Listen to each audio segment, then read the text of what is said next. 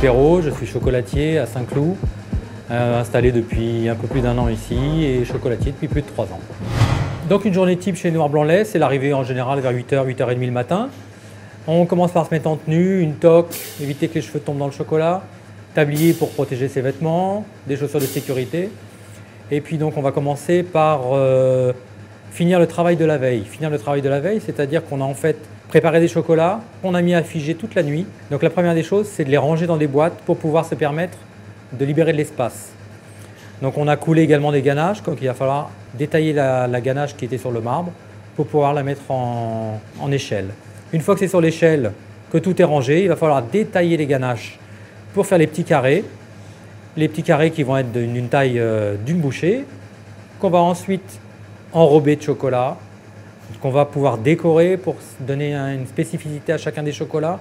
Le grain de café aura son petit grain de café posé dessus, le chocolat à la lavande aura sa petite fleur de lavande, etc. etc. Et puis le reste du temps, on va commencer à préparer la ganache qu'on fera pour le lendemain, et ainsi de suite. Les chocolats qu'on a fait la veille, on les range, on recoule et on redétaille. Et ça va être la majorité du temps dans une journée, on va dire, standard.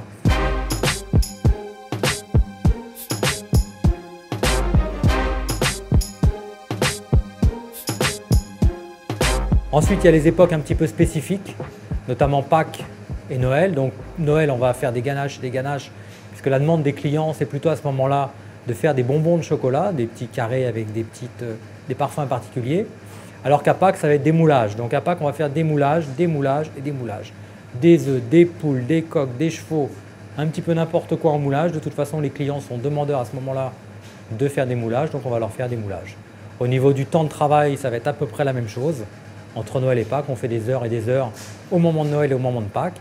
Par contre, en période creuse, on peut travailler des demi-journées. C'est ce qui se passe pour les employés, par exemple.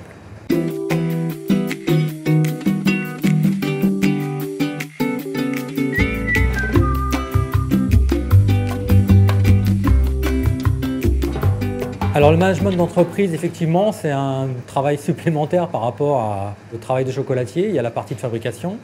Il y a la partie gestion du personnel, donc j'ai un salarié et une apprentie actuellement, une vendeuse également, donc on est 4 personnes à travailler sur Noir Blanc Lait, avec des périodes effectivement plus ou moins intenses. On va dire que là, sur la partie gestion de commandes, suivi de clientèle, toutes ces choses-là, c'est des choses qui sont en cours de journée. On peut assez facilement, pendant qu'on est en train d'enrober les chocolats, se libérer quelques minutes pour aller passer un coup de fil pour faire des commandes. Quand c'est un devis, je peux utiliser un téléphone qui a l'accès à Internet pour pouvoir envoyer un mail et effectivement envoyer un devis à un client sur demande. Je peux également avoir des contacts avec la comptabilité.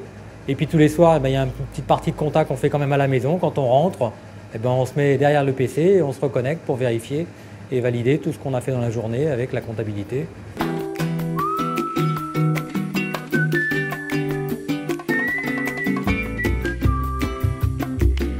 Alors le chocolat, pour moi, c'est d'abord un métier maintenant, c'est devenu un métier, mais c'est la passion de transmettre aux gens.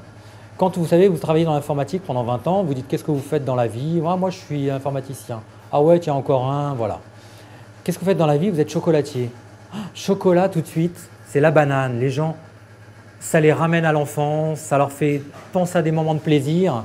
Et donc le chocolat, pour moi, c'est tout ça, c'est le contact avec les gens, mais toujours dans quelque chose de très très positif, en sachant que c'est en plus bon pour la santé, donc ça a vraiment toutes les vertus positives. Et puis c'est le bonheur d'avoir sur son palais un chocolat d'exception. On arrive à avoir des couvertures qui vous régalent le palais à un point. Même moi, tous les jours, quand je goûte des différentes origines de chocolat, j'ai des satisfactions qui sont permanentes.